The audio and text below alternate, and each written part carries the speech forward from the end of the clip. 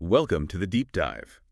Today, we're unearthing the incredibly rich, often surprising, and deeply foundational ancient history of Scotland. What's truly fascinating here is how much we can actually piece together.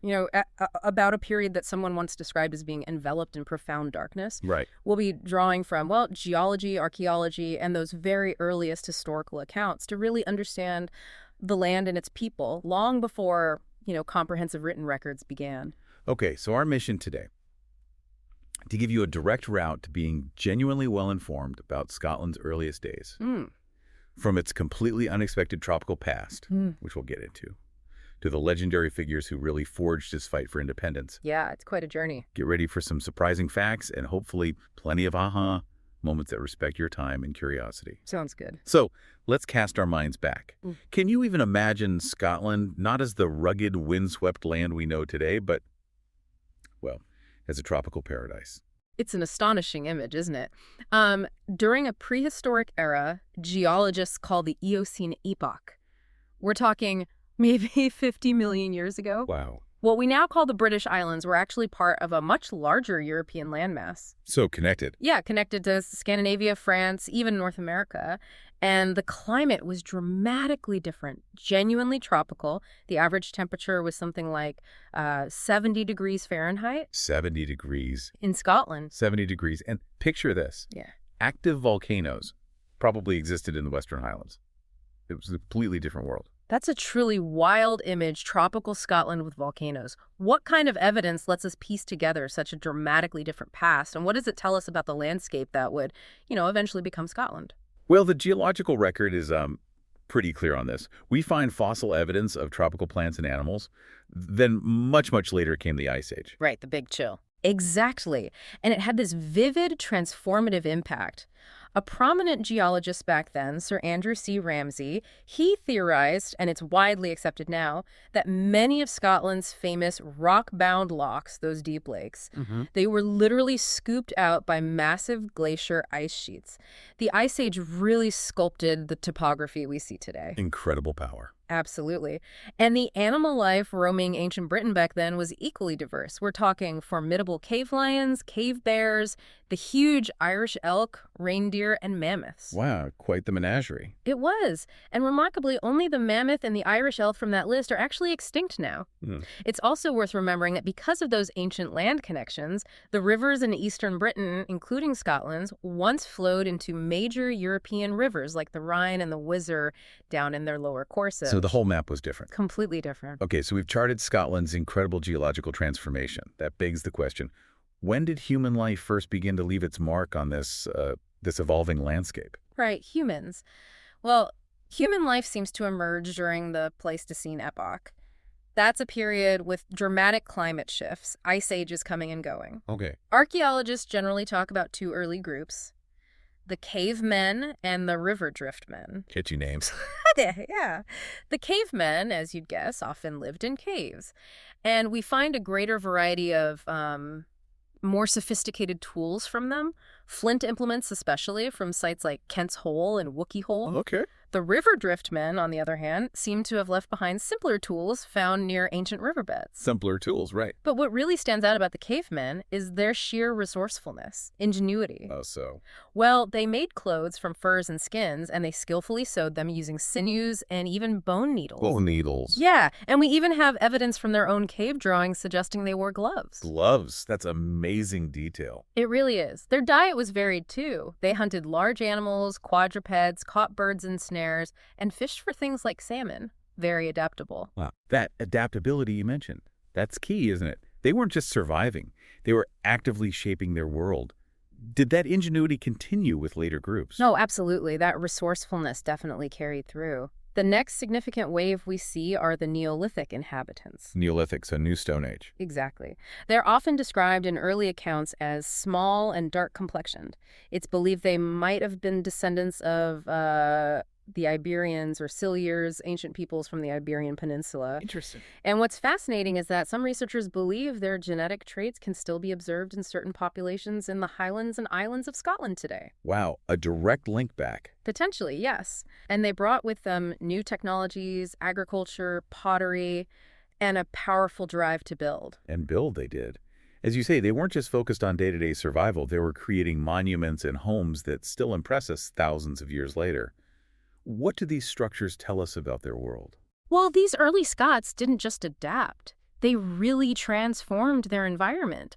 They left behind these incredible structures and speak volumes about their beliefs, their society, their need for security. So what are we talking about? Okay, first you have cairns. Now, these aren't just simple heaps of stone or earth. Many were quite elaborate burial sites, ritual sites, often featuring these distinctive horned entrances leading into small, sort of intimate chambers, maybe only 12 by 6 by 7 feet. Well, yeah. Right. And they often contain minimal human remains, maybe use some flint chips, pottery fragments, suggest they were more about ritual, ancestral connection, maybe not mass burials. Right, symbolic. Exactly. There's even a legend about a King Rutha who supposedly built cairns using stones for fallen enemies and animal figures to mark achievements. They're like echoes of early belief systems. Fascinating. What else? Then there are the truly monumental stone circles. Think of places like the Ring of Brogar and the Stones of Stennis up in Orkney. Oh, yeah, iconic. Or Callernish in Lewis. These aren't just random rocks, they're sheer scale, the precise alignment. It points to a really sophisticated understanding of engineering, maybe astronomy, community organization. They were likely centers for ceremony, observation, gathering, big community projects. Definitely suggests organization. And defense. Were they building forts? They were. For defense, especially associated with later Celtic inhabitants, we find crannogs. Crannogs, lake dwellings, right. Exactly. Artificial lake dwellings. Basically fortified islands built right on lakes. Incredibly effective defensive spots. So clever. Very clever. And it's amazing to think that King James IV actually visited one in 1506. Some apparently remain strategic strongholds right up until 1648, shows real longevity. Wow. Then the most numerous ancient structures we find are hill forts, built of earth or stone, usually on commanding hilltops. For refuge. Precisely. Vital refuges for agricultural populations and their cattle during times of conflict. Now, intriguingly, some of their walls were vitrified by fire. Vitrified? You mean turned to glass? Essentially, yeah. The intense heat fused the stone into this glassy, almost ceramic mass. We're still not entirely sure why. Was it accidental? Or some kind of deliberate strengthening technique we just don't fully understand? It's a bit of a mystery. Strange. And finally, we have earth houses, sometimes called Picts houses or weems. These were underground structures dating from around the Roman occupation period, probably used for habitation or maybe storage. Good shelter. Underground living. And then the really impressive ones, brocks. Massive circular dry stone towers, often standing 40 to 60 feet high. 60 feet. Just dry stone. Just dry stone. Incredible engineering. They're thought to have been built mainly during the Iron Age, probably as refuges from Scandinavian Viking raiders. Ah, the Vikings. Makes sense. And the variety of artifacts found inside them, iron, bronze, silver, lead items, tools made from bone and horn, pottery, it tells us a really rich story. These people were spinning, weaving, farming, hunting, fishing, all happening within or around these formidable defensive towers. That's a remarkable journey from, basic flint tools to these incredible monuments and defensive structures. And speaking of transformation, the shift from the Stone Age to the dawn of metallurgy, the Bronze Age, and then the Iron Age, that must have been a colossal shift. Oh, absolutely. What did the introduction of bronze and iron truly mean for daily life and maybe warfare in ancient Scotland? It was revolutionary, no question, particularly for warfare and probably social status, too. With the Bronze Age, we suddenly see this proliferation of weapons, swords, daggers, axes, and also ornaments, often found buried together in hoards. Hoards, right. Why bury them? Good question. Ritual offerings, hiding wealth in troubled times, maybe a bit of both. We think bronze itself was likely introduced from the south, initially as finished, manufactured articles, then later maybe as raw ingots for local smiths to work with. So better tools, deadlier weapons. Exactly. Stronger, sharper, more durable. Then when iron arrived, it was significant, mainly because iron ore was more abundant than the copper and tin needed for bronze. And you could make it even harder. So iron just took over. Well, not immediately. It didn't instantly overhaul everything. Bronze artifacts actually continued to be important. They were still highly valued, perhaps partly because bronze doesn't rust away like iron does. It lasts longer in the ground for archaeologists like us to find. Ah, practical point. Okay, so with these new materials and technologies, society is clearly evolving. Now, let's try and unpack the complex tapestry of peoples who came to call Scotland home. from the earliest legends to the documented historical migrations. Right. It's definitely a rich story with many layers. Early Scottish historians, much like people in other ancient cultures, they often started with mythic origins. Like Romulus and Remus for Rome. Sort of, yeah. For instance, the traditional origin story of the Scots connects them to a figure named Gaffelus, who supposedly had legendary ties way back to Egypt and Athens. It was a way to give their ancestry this grand, ancient lineage. Right, legitimizing. Exactly. We also have early accounts, maybe blending history and legend, of the Scots and the Picts opposing the Romans, and the legend of Donald being the first Christian king. Okay, so moving past legend, who were the verifiable historical groups? Well, first we encounter the Caledonians. The Roman historian Tacitus called them Britanni, or simply peoples inhabiting Caledonia. And he makes it clear they weren't mere savages. They were formidable foes. Formidable how? They seem to have made advances in civilization, particularly in their military organization. Tacitus also mentions their practice of painting their skins blue. The blue paint. Woad. Probably woad, yes. And it's believed that's why the Romans, seeing these striking blue warriors, called them Picti, which just means painted men. So Pict just meant painted. Essentially, yes, according to that theory. They were well equipped for battle, too.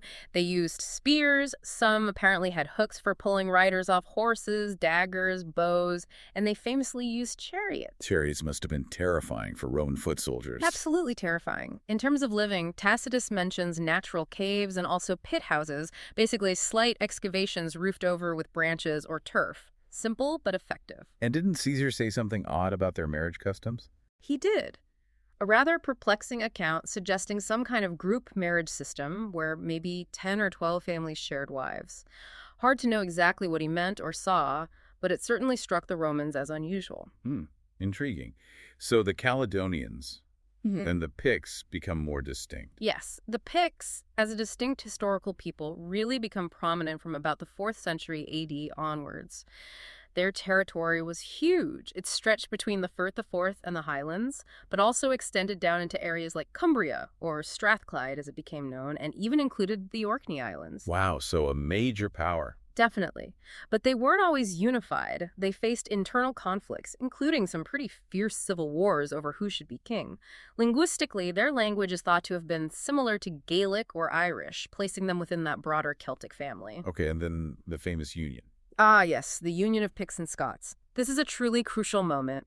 Under the rule of Kenneth MacAlpin around the mid-9th century, these two powerful kingdoms effectively merged. Were the Picts wiped out? That's a common story. That's the legend, but the historical reality seems different. They weren't exterminated. They were incorporated, integrated. Their distinct name, Pict, simply faded from historical records as the name Scots became dominant for the whole kingdom. But the people, their culture, their traditions, they remained, blending into this new, unified national identity. A merger, not an extinction. Precisely. And beyond this core union, Scotland saw continuous waves of migration. There were two main Celtic waves before this, the Goidelic, or Gaelic speakers, and the Cymric, or Brythonic speakers related to Welsh. Right. Then later came Germanic tribes, Saxons, Angles, Danes, and eventually Normans after 1066. They brought huge changes, things like feudalism, and profoundly influenced the language, especially in the lowlands, leading towards the Scots language and modern Scottish English. So a real melting pot. Absolutely. And we can't forget the impact of the Norsemen, the Vikings. Devastating raids on places like the monastery at Iona started as early as 793 AD. That was a grim sign of things to come. And centuries later, King Hakko of Norway led a formidable fleet against Scotland in 1263. They were a constant presence, sometimes as raiders, sometimes as settlers, especially in the north and west. A major influence then. Definitely. And then a different kind of arrival, the Flemings. Many came over from Flanders, especially in the mid-12th century. Some had actually been expelled from England. Flemings. What was their impact? Quite significant, actually, and mostly positive for the Scottish economy. They were skilled artisans and merchants. They introduced crucial manufacturing techniques, especially in textiles, fostered trade, boosted fishing industries. They often settled in new communities, burghs, granted charters by Scottish kings like William the Lion, who welcomed their skills. So contributing to urban growth and trade. Exactly, building the economic foundations. This is truly a story of constant flux and transformation. As all these different peoples and influences swirl together, how did the evolving roles of kings in the church intertwine to shape this emerging nation, and eventually, its independence? It's a really dynamic interplay, isn't it, between spiritual power and, well, temporal power, the power of kings. From very early on, Christianity played a pivotal role, not just spiritually, but in unifying people, providing education. Right. Tradition says St. Palladius was sent as the first bishop to the Scots, maybe around 203 AD, but the really crucial figure was St. Columba. Columba from Ireland? Yes, born around 521 AD. He founded the famous monastery on the island of Iona, and Iona quickly became this major center, not just for theology and learning, but also for practical skills. Practical skills, like what? Well, the monks there, often called the Culdees, they acted as instructors in handicrafts building, carpentry, farming techniques, husbandry. They even supplied grain to local communities from their own lands. They were practical educators and community leaders, not just secluded monks. Interesting, the Culdees. Yes, but these Culdees, with their distinctive traditions, soon found themselves at odds with the growing power and the centralized doctrines of the Roman Church spreading from the south. How so? What was the conflict? Well, the Culdees tended to adhere very strictly to scriptures as they interpreted them. They opposed certain practices that were becoming standard in Rome, like mandatory clerical celibacy. They had their own ways of calculating Easter, different tonsure, things that symbolized a different tradition. Ah, the classic controversies. Exactly. And the big turning point was the Synod of Whitby in Northumbria back in 664 AD. It essentially ruled in favor of the Roman traditions over the Celtic ones. Okay. Later, a Pictish king, King Nectan, actively worked to establish Roman practices in his kingdom. He even expelled the monks from Iona in the early 8th century. That was a stark indicator of the changing religious landscape. The major blow to Iona. It was. And then, compounding that, came the Viking raids on Iona later that century and beyond. They further diminished the influence of that older Culdee tradition, both physically and spiritually. Right. But did the Scottish Church just roll over? Not at all. Despite adopting Roman practices, the Scottish Church fought a really prolonged struggle to maintain its independence, specifically from the claims of the English archbishops of York and Canterbury, who wanted authority over it. They wanted to control the Scottish Church. Yes. And interestingly, the Scots often received support from the Pope himself in this fight. The papacy was generally reluctant to subordinate Scotland's spiritual authority directly to England's. It kind of inadvertently helped foster a sense of separate Scottish national identity. Fascinating paradox. So as the church was consolidating its influence, you mentioned the Scottish monarchy was also changing, shifting from older Celtic ways towards more Anglo-Saxon or maybe English influences. How did individual kings shape that? Yeah, this was a really pivotal period for the monarchy itself. You have figures like Malcolm Canmore. He reigned in the late 11th century. He was notably half Celt, half Saxon through his mother's lineage from the old Northumbrian dynasty. Right. His wife was Margaret, the English princess. Exactly, St. Margaret. And his reign really became a key conduit for bringing Anglo-Saxon customs, language, and a more, well, English style of court life to Scotland. He began to modernize the court along those lines. Okay, so a shift begins. Then his son, David I, who reigned from 1124 to 1153, he was famously called a sore saint for the crown. A sore saint? Why? Because he was incredibly generous in his endowments to the church. He founded numerous monasteries, bishoprics. It cost the crown a fortune. Hitting the royal purse. Right. But he was far more than just pious. He was a really shrewd and effective ruler. He laid the foundations for Scotland's burghs, the chartered towns. He enacted some of the earliest laws promoting manufacturing, especially woolen cloth, and he vigorously promoted the vital herring fishery. Big economic impact. Building infrastructure. Absolutely. And he also began to formalize the justice system, appointing royal justiciaries to administer law across the kingdom. He was really building the scaffolding of a more modern state. Okay, a key figure. Who followed him? After a brief reign by Malcolm IV came William the Lion. He ruled for a long time, 1165 to 1214. William the Lion. Sounds impressive. Well, his reign had ups and downs. He experienced a major setback when he was captured by Henry II of England at Alnwick in 1174. Captured. That's serious. Very serious. It led to the humiliating Treaty of Falaise. Scotland temporarily lost its independence and had to recognize English feudal superiority over the kingdom. A really dark moment. Wow. How do they recover? Well, William, Through a combination of paying a large ransom and some shrewd negotiation later on with Richard the Lionheart of England, managed to reestablish Scottish independence through the Treaty of Canterbury in 1189. He essentially bought it back. Bought back independence. In effect, yes. And he also famously defied the Pope over church appointments later in his reign, showing a strong independent streak, perhaps learned the hard way. Okay, and after William? Then we have Alexander II and Alexander III.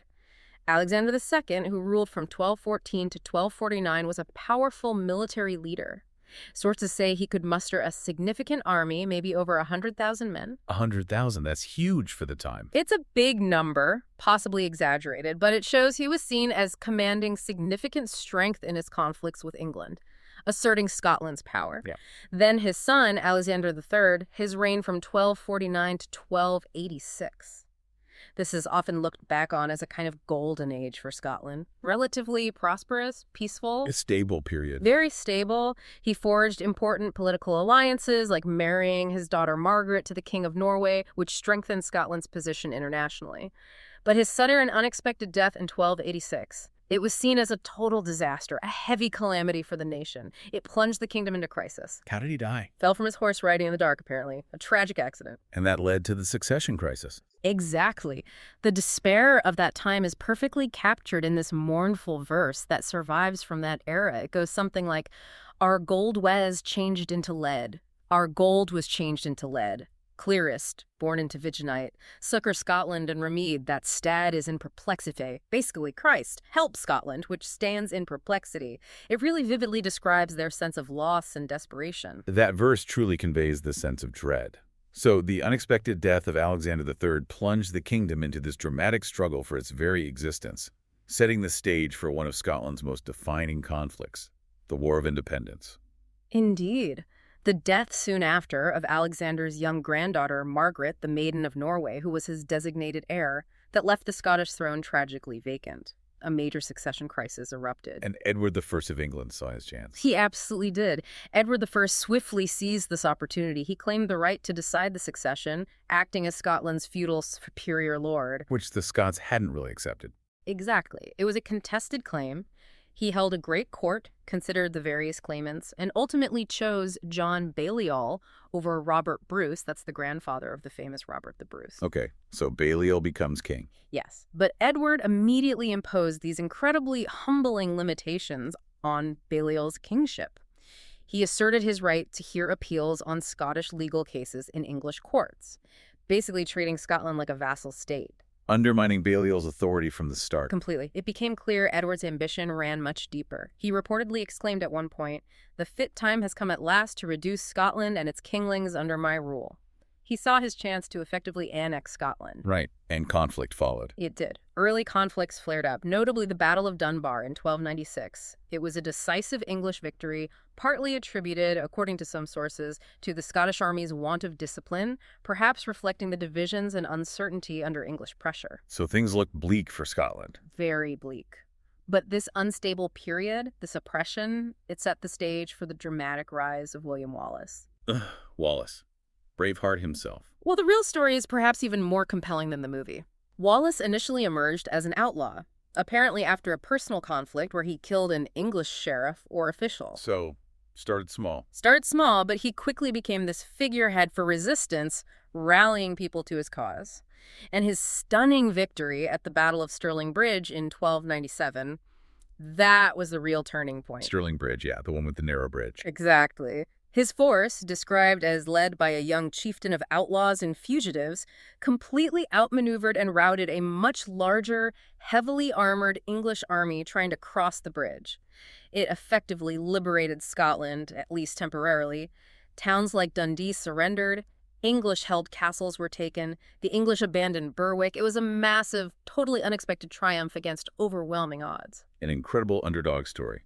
But leadership often comes with a heavy price, as you said. What happened next for this unlikely leader? It truly was a meteoric rise, wasn't it? Followed by, yes, a tragic fall. After Stirling Bridge, Wallace was appointed Governor of Scotland, which was remarkable in itself for someone not from the highest nobility. Right, a commoner leading the nation. But his efforts to consolidate control, especially over the powerful and often self-serving Scottish nobility, they were met with significant resentment. Jealousy, perhaps? The sentiment among some of the proud magnates was palpable. We will not have this man to reign over us.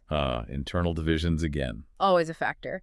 And his subsequent defeat at the Battle of Falkirk in 1298, it was tragically attributed by some chroniclers to the guile and treachery of his false supporters. Specifically, the powerful Comyn and Bruce factions were accused of holding back their cavalry at a crucial moment. Betrayal on the battlefield. That's the accusation. It led to Wallace resigning his guardianship. He then seems to have spent some time in exile, possibly in France, where one story says he was celebrated for clearing the seas of pirates still fighting, just elsewhere. Resourceful even in exile. But ultimately, he was betrayed back in Scotland, captured by the English near Glasgow, and handed over to Edward. And his end was brutal. Horrific. His execution in London in 1305 was deliberately designed as a brutal spectacle to crush Scottish morale. He was dragged through the streets by horses, hanged but cut down while still alive, disemboweled, and then beheaded and quartered. His head was placed on London Bridge, his limbs sent to different cities in Scotland and the north of England as a gruesome warning. A terrible warning. Sir Simon Fraser, another prominent Scottish patriot captured around the same time, met a similar horrific fate. The message from Edward was chillingly clear: resistance would be utterly crushed. It's a truly chilling end to a heroic life. But as one hero falls, another emerges. How did Robert Bruce says? You mentioned his family was maybe treacherous at Falkirk. How did he, after a complicated and even ambivalent start, rise to become the liberator of Scotland? Bruce's path is definitely more complex, less straightforward than Wallace's. His early career was, as you say, marked by inconsistencies, a stark contrast to Wallace's immediate, unwavering commitment. How so? Well, he fluctuated in his allegiances between the Scottish cause and Edward I. At times, he even accepted peace terms that included becoming a liegeman to England, swearing fealty, and even offering his own daughter as a hostage to Edward. Wow. So playing both sides. Or perhaps navigating an incredibly difficult political reality. Some sources suggest he was, quote, only half a Scot. By heritage, his family held lands in both Scotland and England. He had princely possessions and a claim to the throne itself to consider. His decisions seem complex, maybe pragmatic in the face of overwhelming English power, rather than purely patriotic initially. Okay, so what changed? What was the turning point for him? The absolutely pivotal moment came in 1306. Bruce arranged a meeting with his main rival for the Scottish throne, John Comyn, known as the Red Comyn, in a church, a supposed sanctuary, at Dumfries. A meeting in a church? Yes, and during that meeting, an argument broke out, and Bruce murdered Comyn right there in the church. Murdered him? In a sanctuary? Yes, a shocking, audacious act. It instantly burned his bridges with Edward and forced his hand. There was no going back. It propelled him towards destiny. Just weeks later, he was crowned King of Scots at Scone on March 27, 1306. Crowned king just like that? Well, it was a coronation performed with, as the chroniclers say, maimed rites and obscured ceremonial. Edward I had already captured and taken Scotland's ancient crown, the scepter, and the sacred stone of the Stone of Destiny. Right, Edward had looted the symbols of sovereignty. He had, so the ceremony was makeshift. And because the traditional Earls of Fife, who usually performed the enthronement, weren't there or wouldn't do it, it was Isabella, Countess of Buchan, from a rival branch of the Macduff clan who held that hereditary right, who bravely stepped in and performed the symbolic act of placing Robert Bruce on the throne. A woman crowning the king. Incredible moment. But his start as king wasn't easy, right? Not at all. It was incredibly perilous. He faced immediate defeats by English forces. He spent months as a fugitive, hiding in the wilderness of the Highlands and Islands. It was during this time the famous, possibly legendary incident with the spider supposedly happened, watching it try and try again to spin its web, inspiring him not to give up. Ah, the spider story. Perseverance. Whether true or not, it captures the spirit. He also endured the brutal capture and harsh imprisonment of his family members, his wife, his daughter, his sisters. His sister Mary, for example, was famously held captive in a cage hung on the walls of Berwick Castle as a public humiliation. Horrific pressure. Immense pressure. But he did persevere. He gradually rallied support, learned guerrilla tactics, and began to turn the tide. He launched persistent invasions into northern England and started the systematic, difficult process of capturing the crucial Scottish castles held by English garrisons. This set the stage for the decisive conflict that would define his reign. Bannockburn. Exactly. The decisive Battle of Bannockburn in June 1314, Bruce's tactical brilliance was absolutely on full display here. How did he win against what was presumably a larger English army? He chose his ground carefully, near Stirling Castle. Yeah. And he famously employed these tightly packed infantry formations known as schultrons, essentially bristling hedgehogs of pikemen. Schultrons, right. It was a tactic designed specifically to break the charge of the superior English heavy cavalry, a lesson perhaps learned from Wallace's successes and failures, and maybe even from the Flemings' victory over French knights at Courtrai a decade earlier. Using infantry against cavalry. Precisely. The battle also featured that dramatic, almost Homeric, single combat on the first day between Bruce himself and an English knight, Sir Henry de Bohun. Bruce famously sidestepped Bohun's charge and cleaved his helmet and head in two with a single blow of his battle axe, a huge morale booster for the Scots. Wow, a king leading from the front. Definitely. And crucially, at Bannockburn, the English archers who'd been so devastatingly effective against Wallace's schultrons at Falkirk were largely neutralized by a well-timed charge from Bruce's small contingent of Scottish cavalry. Learning from past mistakes. Absolutely critical. The English army was hemmed in, couldn't deploy properly, and the result was a total crushing victory for the Scots. It led to the complete liberation of Scotland from English occupation. Bannockburn secured Scotland's independence on the battlefield. What's fascinating here, though, is how Bruce's strategic genius didn't just end on the battlefield. His diplomatic skills, even after that monumental victory, were crucial in securing Scotland's hard-won freedom for the long term, weren't they? That's absolutely right. Winning the battle was one thing, winning the peace, securing international recognition, that was another long struggle. And Bruce proved just as adept at diplomacy as he was at war. How so?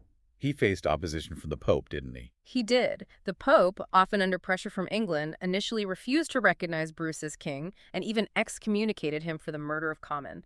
But Bruce masterfully navigated this. There's a great phrase used by a historian that Bruce symbolically extinguished the papal thunderbolt with a pail of water. Metaphorically speaking, of course. Haha. Yes, metaphorically.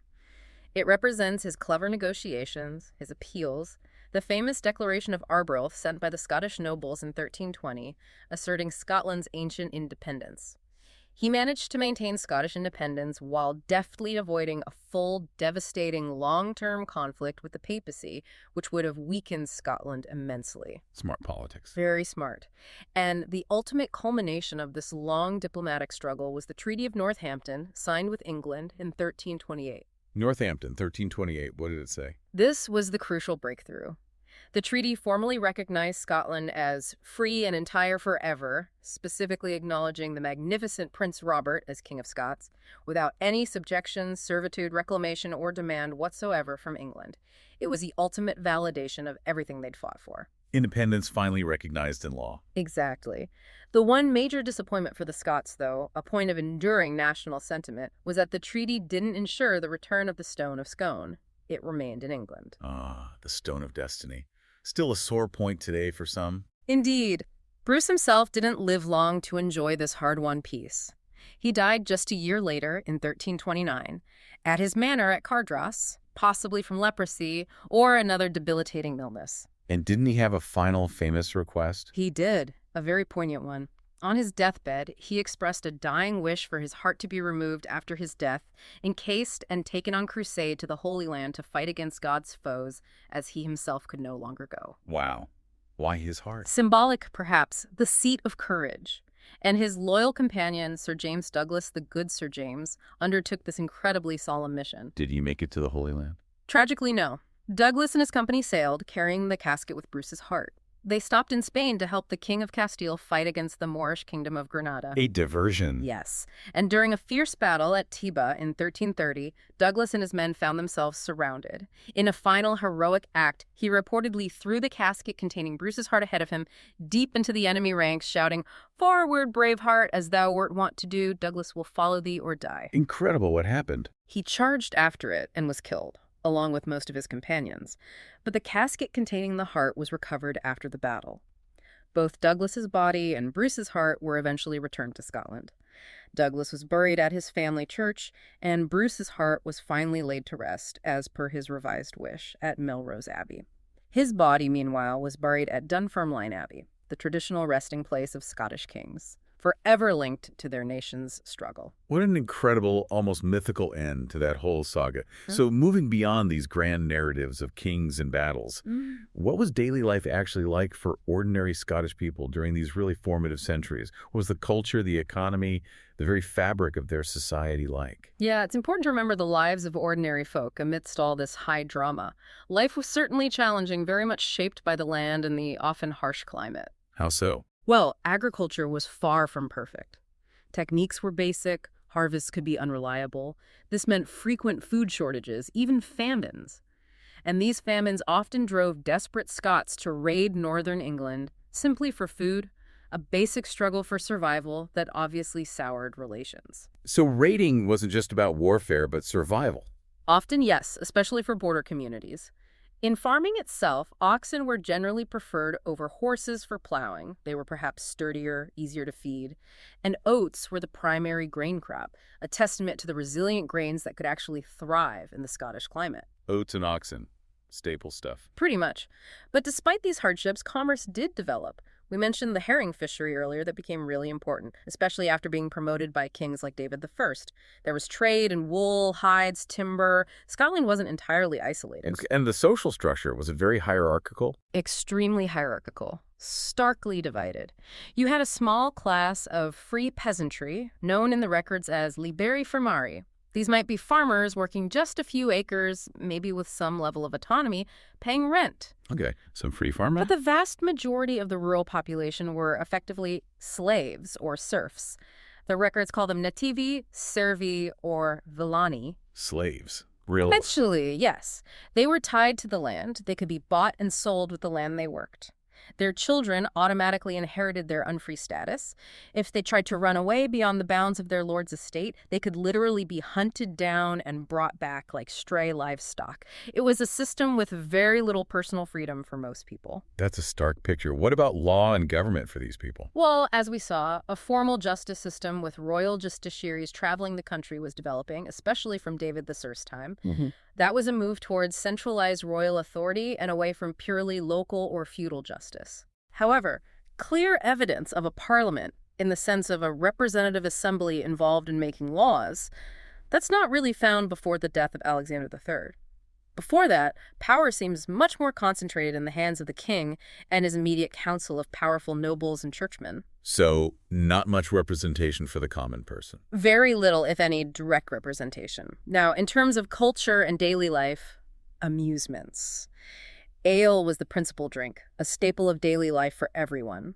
Wine and wax candles became more common later, especially for festive occasions or among the wealthy, showing growing trade links with places like France. Ale for everyone, wine for the rich. Pretty much. Tournaments, those big nightly spectacles, they were known in Scotland but seem to have been less frequent than in, say, England or France, probably partly due to Scotland's relative poverty and the constant state of warfare resources were needed elsewhere. Makes sense. What did the nobles do for fun then? Hunting was hugely popular, especially hunting challenging prey like wolves, which were still common then, and wild goats.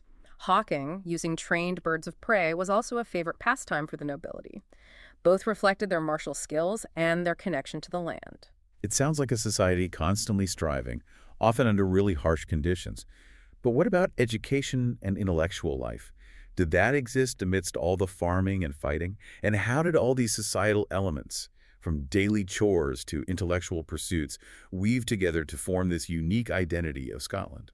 That's a great question. And surprisingly, yes, intellectual life definitely had a foothold, even amidst the turmoil. We know regular schools existed. They were often supervised by monks, for example. We have records of schools being managed by the great monasteries at Kelso and Dunfermline. So the church played that crucial role in preserving literacy and learning. Monks as teachers. Yes, and Scotland even produced some truly notable intellectual figures who were known across Europe. So Michael Scott is a fascinating example. Michael Scott, the wizard. He gained that reputation later, partly because he studied astrology and alchemy. But he was primarily a respected philosopher, mathematician, and theologian in the 13th century. His lectures, apparently delivered at Oxford and possibly Paris and Bologna, were said to be so popular that an astonishing number of students, one source claims 30,000, Likely an exaggeration, but still. 30,000. It shows his fame. He famously defended the doctrine of the Immaculate Conception, demonstrating Scotland wasn't just a receiver of ideas, but contributed to the big intellectual debates of medieval Europe. That's impressive. Any other examples? We also have figures like Thomas Rymer, or Thomas a Rhymer, credited as the author of the early metrical romance Sir Tristram. This indicates a vibrant literary tradition drawing on those shared European tales of chivalry. So learning and literature existed alongside the daily grind. Absolutely. And to your question about identity, all these elements definitely wove together into a distinctive tapestry. Think about military attire, for instance. It evolved. For the nobility, it progressed from maybe simple ring-covered leather in the earlier periods to more advanced, expensive plate armor later on. Right. But the common soldiers typically relied on simpler gear. Spears, maybe bows, shields, helmets. The need for defense was constant. And what's particularly intriguing, and maybe characteristically Scottish due to the constant warfare, is that phenomenon of warrior priests or bishops. Warrior priests, you mean clergy fighting? Yes. We have accounts of figures like Bishop Sinclair of Dunkeld during the Bruce era, actively leading charges in battle, rallying the troops. It underscores how, in such a turbulent age, everyone, even high-ranking clergy, was often compelled to be a soldier to protect their lands, their people, their church's interests. The lines between spiritual and martial roles could become very blurred. Everyone had to fight. It seems that way. This constant necessity for self-defense, whether against invaders or famine or even internal rivals. It arguably forged a particularly resilient, self-reliant, maybe even slightly dour identity. A people who understood deeply that their survival depended on their collective strength, their wits, and their willingness to fight for it. So from a prehistoric land of tropical plants and mammoths, through the shaping hands of its earliest inhabitants building stone circles and brooks, to the epic struggles for freedom led by figures like Wallace and Bruce, the story of early Scotland is truly captivating. What stands out to you most after this deep dive?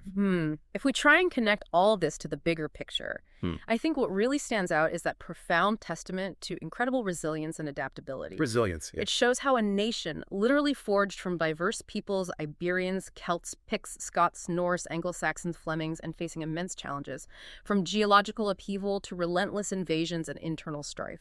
How it managed not only to solidify a distinct identity, but also to fiercely defend its right to exist as a separate kingdom. It really reminds us that history isn't just about reciting names and dates.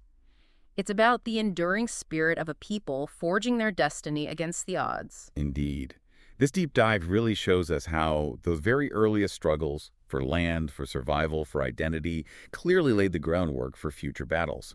Not just for political liberty, as we saw with Wallace and Bruce, but maybe even looking ahead for religious freedom during the Reformation, and that continuing fight for a distinct Scottish voice within Britain and the world. It really makes you wonder, doesn't it? It certainly does.